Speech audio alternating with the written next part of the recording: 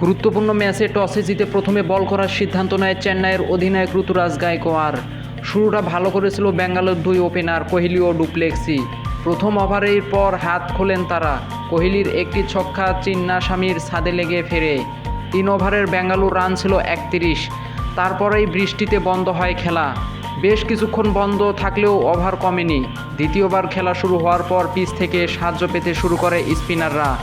বিশেষ করে মহিষ থিকসানার ও মিচেল স্টার্নের বল বেশ ঘুরছিল। কিছু বল থমকে আসছিল, ফলে পাওয়ার প্লের পরে 3 ওভারের রানের গতি কমে যায়। পাওয়ার প্লের পর আবারও হাত খোলা শুরু করেন কোহলিরা। পিচে স্পিনারের সাহায্য পেলেও খারাপ বল করেন রবীন্দ্র জাদেজা। তার বলের গতি বেশি ছিল, সেই গতি কাজে লাগিয়ে বড় শট খেলেছেন কোহলিরা। ধীরে ধীরে নিজেদের অর্ধশত রানের দিকে এগিয়ে যাচ্ছেন কোহলি, কিন্তু 29 বলে 47 রান করে স্টার্নের বলে আউট হন তিনি। স্টার্নারের বল ঠিক মতো ব্যাটে বলে হয়নি।